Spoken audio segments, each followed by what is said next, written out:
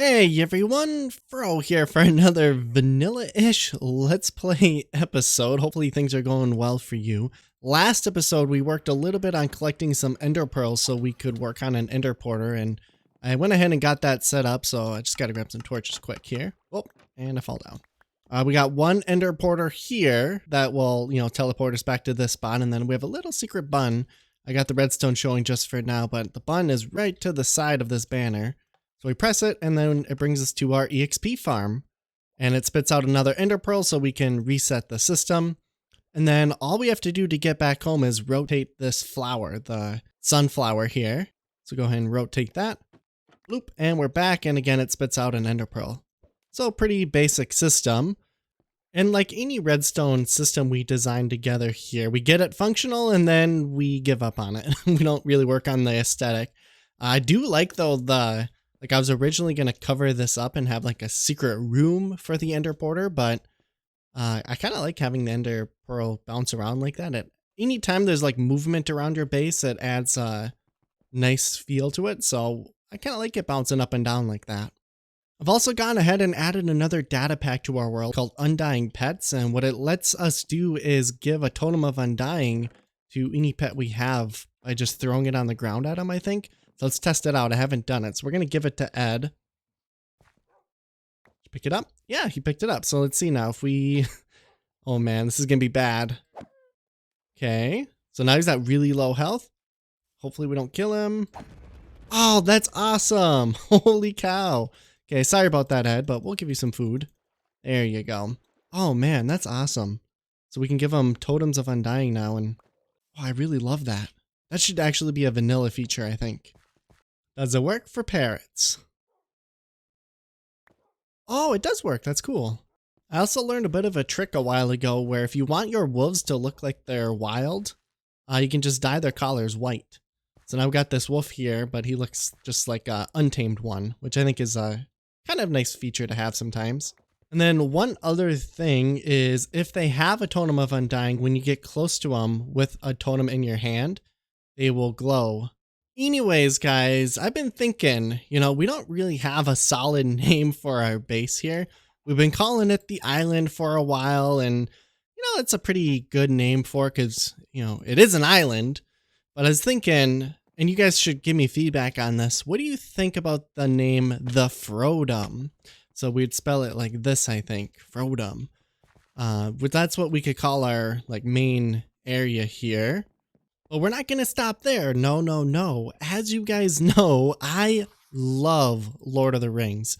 And so something I've always wanted to do is create like a comprehensive lore-filled and city-filled and like fortification-filled world. So yeah, one of the main goals for this idea here is to try to explain some of the main mechanics of Minecraft with lore. So an example of that is, why don't mobs spawn on our island here? Yeah, that's kind of a weird thing. Like, why is this island different than the rest of the world? Or more specifically, why do we have mobs spawning at all? So we can get pretty creative when it comes to lore ideas with the game mechanics. And I'm kind of excited to do this. We'll build like towns and villages and castles and evil layers for other mobs. And just different things around the world here. But to really get started with that, we have to do some groundwork. So what I'm going to do is run around our world and try to map out, a couple thousand blocks in each direction, just so that we have a pretty good understanding of what our world is going to look like and entail. And then, we can fill it in from there over time. So to summarize here, we're going to be starting the Froedom project, which will entail having a Lord of the Rings inspired world complete with cities and castles and a bunch of lore that explains both the different cities and towns themselves, as well as different mechanics of the game. So it's going to be a pretty long-term project, probably lasting the rest of our Let's Play here. And to make the mapping a bit quicker, we're going to make some speedy gear together here. So we lost our enchanted court, so I guess we're stuck with this one for now, but when we add up all of our new speedy gear together, it comes out to 86% speed boost, so yeah, we are quick. All right, let's start mapping our world. I really wish leads didn't break. Man. Come on. There we go. Let's see here. All right, speedy up. Whoa, a jockey. Oh, that's cool. I wish we could keep him. Oh my goodness, it's the second jockey. I think. Yeah, look at that. Oh, that's really cool, actually. Whoa, look at this. We got a desert temple and a village. We're going to try to sleep quick so that the zombies don't pillage the village here. Oh. Thank you. He's kind of mad at me now. Look at him. He's salty. All right. Save the villagers. Yes. Okay. Actually, what we should do is steal this stuff. I am not stealing your food supply. Don't worry, bud. I am borrowing it. Yes, I will return it. Maybe not in an edible form, but I will return it eventually. Man, this village is awesome. We got like a hilltop estate up here.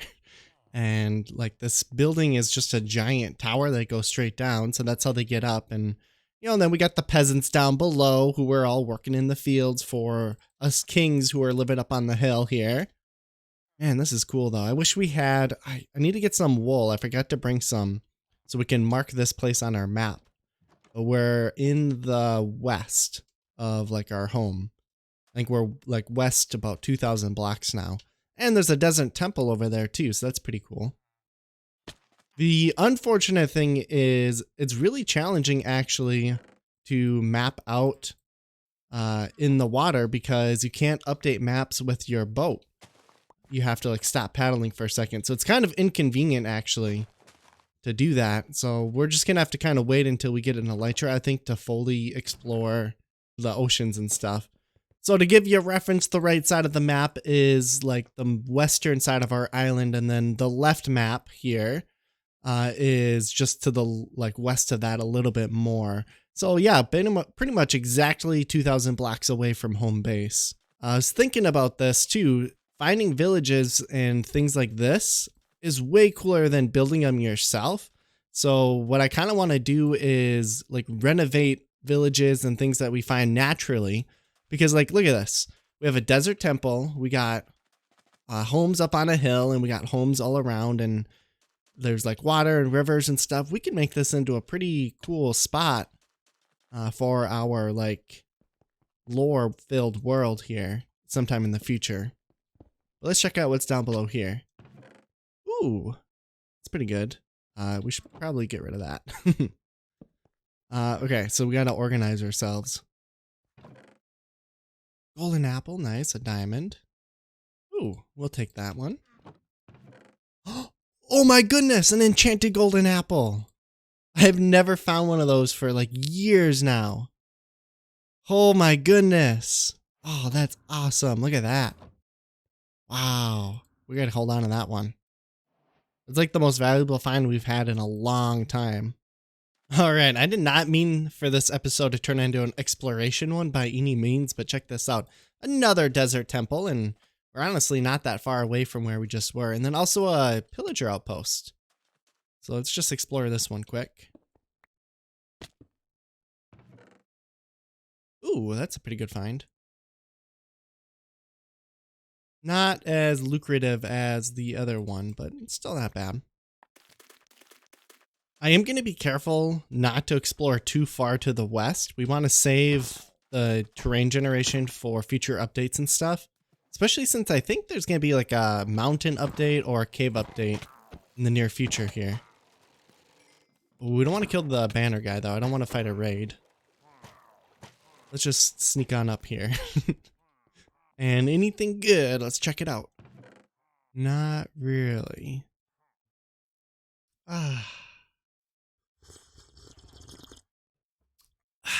Nothing like some coffee in the morning and some emeralds. Ooh, a bucket. Yeah, so we found another village. I'm going to steal the bell from this one because those are really hard to get unless you get the trade for them. But we're not quite that advanced in our world yet. Oh boy. Oh man. Champion spider.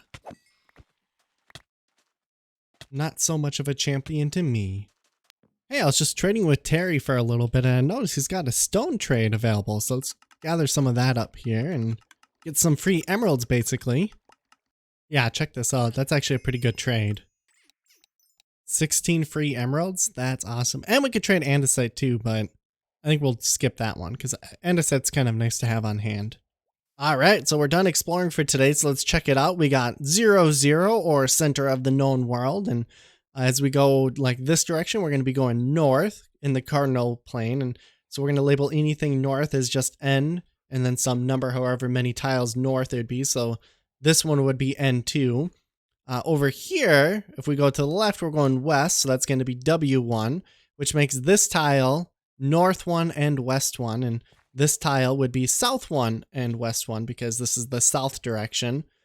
So this tile would be east 1 and this would be north 1 and east 1, if that kind of makes sense at all. But if we notice here, we kind of all just did the coastline for now. The oceans will fill in at a later time. We have a couple things highlighted. So we got some like villages labeled. That's where we gather our grass and sand, and got a couple snow villages up there that I want to build. So pretty good start to our fantasy world.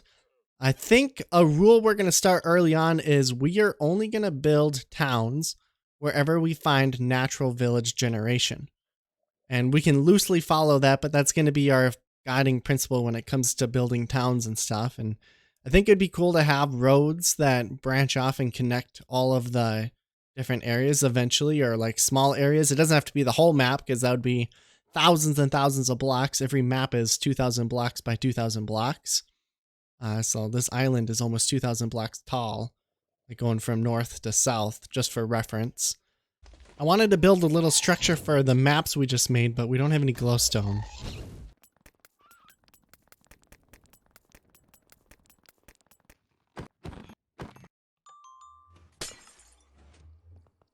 That should work for what we need for today. I just noticed, though, I forgot to replant our potato patch from a couple episodes ago when I harvested it, so I got to do that now. So I just installed a new data pack that will make it so if we splash a potion of invisibility on item frames, it'll turn the frame itself invisible. So I kind of wanted to test it out. Let's check it out. Oh yeah, check that out. Oh, that's actually a really cool effect. And we're invisible for a little bit. Well, let's do the other ones then. Right there. Maybe one more right here. Oh man, I missed that one. But yeah, that's a pretty cool effect. All right, so I think we're going to build a tower here. It was always kind of my intention to do something like that. I'm going to try to go for circular pattern too. And we're going to branch off a little bit. We're going to try a slightly different like color palette and design that we have been going with in our other builds. It'll look very similar. It'll be similar enough that it'll fit in, but I want it to be just a little bit different so that we could be a little bit more creative, both with that build and other future builds too. I find that if you push yourself too much into like a similar mold or just too much of a similar build theme, like we have all of these buildings are kind of the same theme, it makes it easier to build things, which is true, but it also limits your creativity and also can make it like challenging to want to build something because it's like, oh, but I already have 10 of these like builds like this, so why would I build, an 11th one? But if you have slightly different designs each time and patterns and themes, but they all work together well, oh man, I'm blabbling, then it'll look, better and be more fun to do. Aha, that makes a lot of sense. Nice job, Froe. So an example of what I'm talking about is every build we have on the island so far, basically, except for the barn, I guess. But like here on this portion of the island, we do bone blocks as pillars, kind of like in the Pantheon or in like Rome. And I think that's an awesome effect. And, obviously we're going to keep doing it with different builds we do, but we don't have any like solid walls in any of our builds almost. So I think we're going to try something like that with our tower here. Have it be like 5 or 6 stories tall, pretty big, because I wanted this to be like visible from quite a distance so that we don't get lost on the island itself. and have the walls be like actual solid instead of open aired like these other builds. At least for part of it, I think that'll be a nice diversification of our build styles. But yeah, we can work on the tower at a later time. We don't quite have enough time for today. I wanted to build a little bit of a monument though, so as you know, we are laying our items to rest as we die whenever we have to sacrifice them. And so Sericum Tactus was death number 16, and we're going to lay to rest right here actually, somehow. So I think it'd be cool to have the anvil right there, maybe, and then we put an item frame on top of it. Yep, like this. And then Sericum Tactus, and then we just give it a splash. Oh, well, splash. Let me splash it. Okay, grow. There we go. Yeah, that looks cool. It's a little small compared to the anvil, but it'll work. And then we just got to decorate it now.